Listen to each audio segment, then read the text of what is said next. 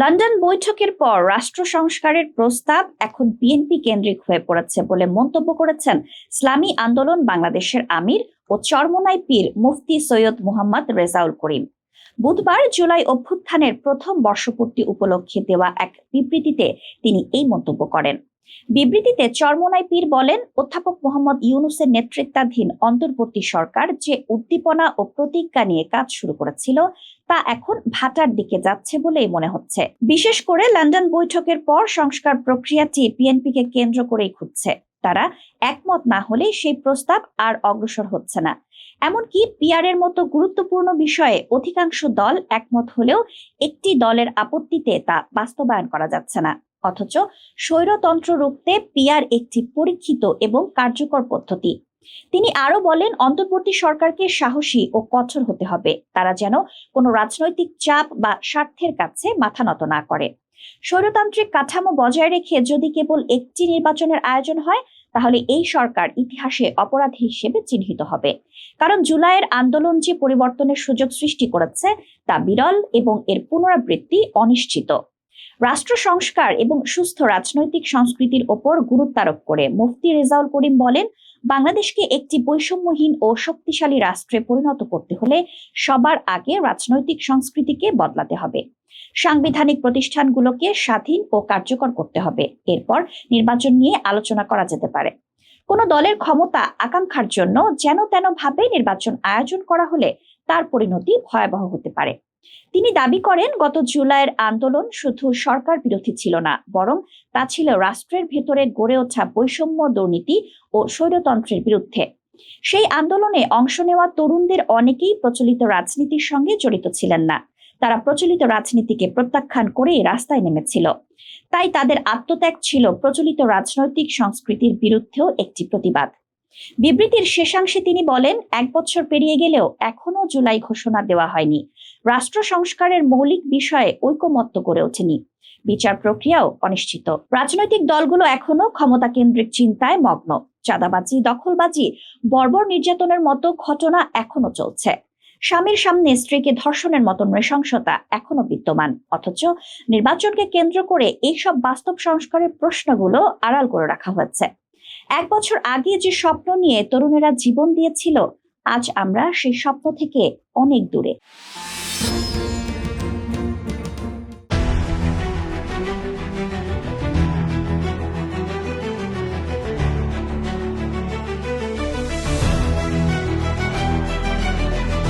রাজধানীর বাংলা মোটরে জাতীয় নাগরিক পার্টির অস্থায়ী কেন্দ্রীয় কার্যালয়ের নিচে ককটেল বিস্ফোরণের ঘটনা ঘটেছে।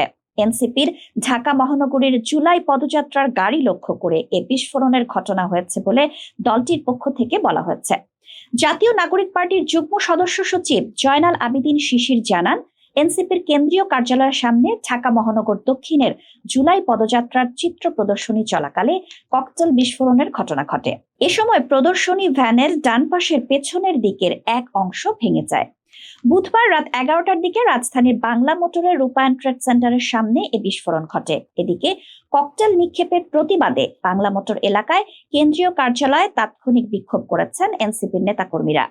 তারা ককটেল নিক্ষেপে জড়িতদের দ্রুত আইনের আওতায় আনার দাবি জানান। উল্লেখ্য, বাংলা মোটরের রূপায়ণ ট্রেড সেন্টারের 16 তলায় এনসিপির অস্থায়ী কার্যালয়। জানতে চাইলে রমনা থানার উপপরিদর্শক কামরুল হাসান ঢাকা প্রেসকে বলেন, রাত 11টার দিকে গাড়ির পেছনের দিকে ককটেল বিস্ফোরণ হয়। বিষয়টি জানার পর তিনি টিম নিয়ে ঘটনাস্থলে যান।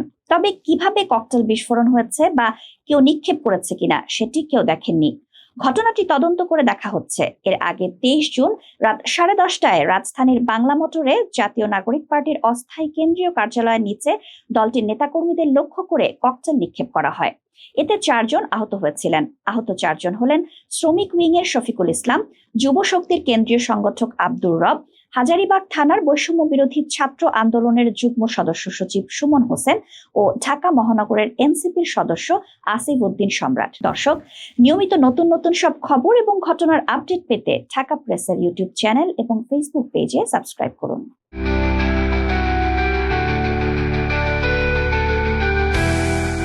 ফেসবুকে অন্তর্বর্তী সরকার ও প্রধান উপদেষ্টাকে নিয়ে বিতর্কিত স্ট্যাটাস দেয়ায় লালমনিরহাট জেলা প্রশাসক কার্যালয়ের সাবেক সহকারী কমিশনার বর্তমানে ওএসডি সহকারী সচিব সাময়িক বরখাস্ত হওয়া তাপসী তাবাসুম উর্মিকে চাকুরিচ্যুত করা হয়েছে।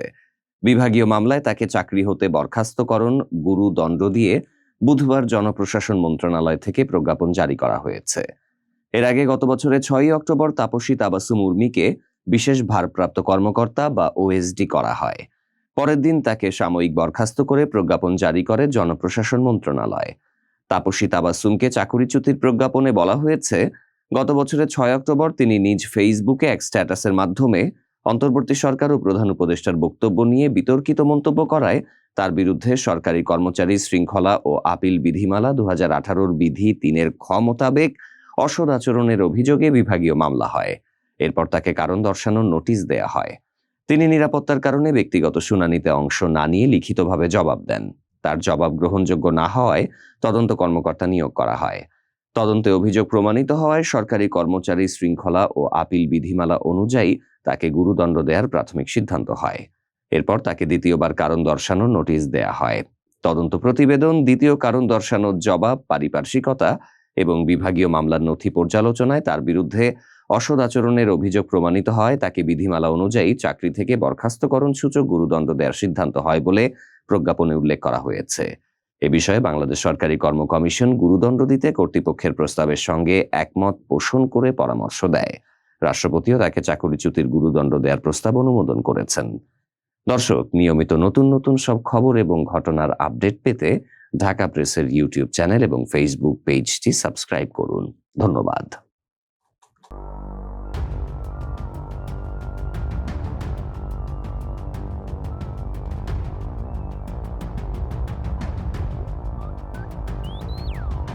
মানিকগঞ্জ 1 আসনের সাবেক সাংসদ ও বাংলাদেশ ক্রিকেট বোর্ডের সাবেক পরিচালক নাইমুর রহমান দুর্জয়কে ঢাকার লালমাটিয়া এলাকায় নিজ বাসা থেকে গ্রেপ্তার করেছে মানিকগঞ্জ ডিবি পুলিশ।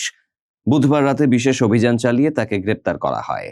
আইনগত প্রক্রিয়া শেষে বৃহস্পতিবার তাকে আদালতে তোলা হবে বলে জানায় সংশ্লিষ্ট কর্তৃপক্ষ।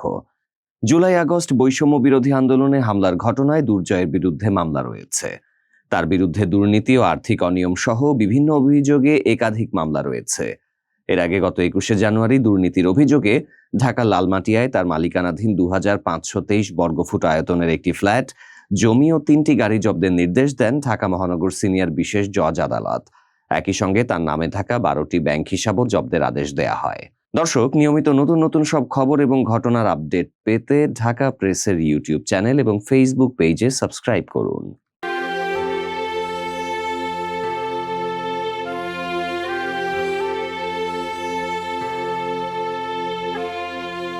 স্পেনে গাড়ি দুর্ঘটনায় মারা গেছেন লিভারপুলের 28 বছর বয়সী পর্তুগিজ তারকা দিয়েগো জোটা।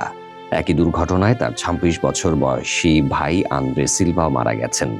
প্রায় 2 সপ্তাহ আগে শৈশবের প্রেমিকাকে বিয়ে করেছিলেন দিয়েগো জোটা।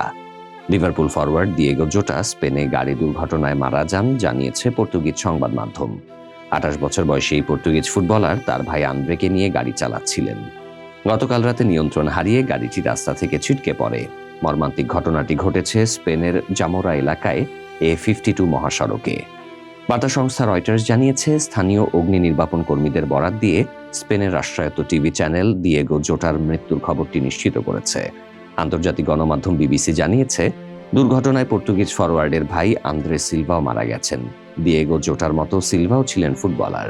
পর্তুগালের দ্বিতীয় বিভাগের ক্লাব পেনাফিয়েলে খেলতেন 26 বছর বয়সী সিলভা। মাত্র 2 সপ্তাহ আগেই দীর্ঘদিনের প্রেমিকা রুতে কার্দোসোকে বিয়ে করেন জোটা। এই জুটির 3টি সন্তান আছে। গত 22শে জুন পোর্তোয় বিয়ের ছবি সামাজিক যোগাযোগ মাধ্যমে 28শে জুন পোস্ট করেন জোটা। এরপর নিয়মিতই নিজেদের ছবি পোস্ট করেছেন। এর মধ্যেই ভেসে এলো এমন মর্মান্তিক খবর।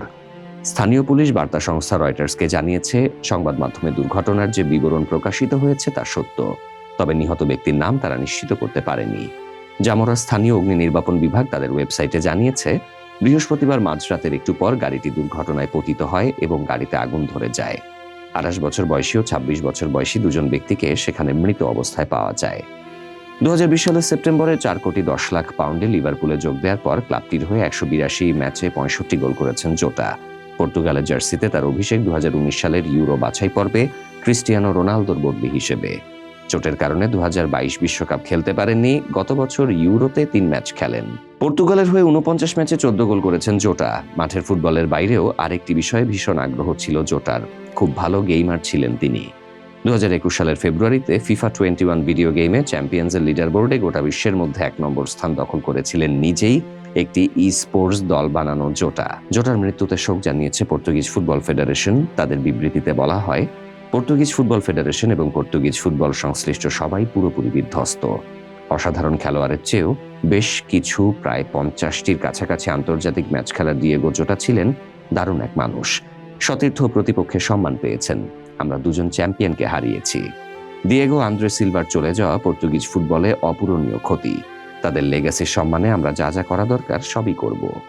সামাজিক যোগাযোগ মাধ্যমে এক্সে পোস্ট করা লিভারপুলের শোক বার্তায় বলা হয়, দিয়েগো জোটার মর্মান্তিক চলে যাওয়া লিভারপুল ফুটবল ক্লাব শোকে ভেঙে পড়ে।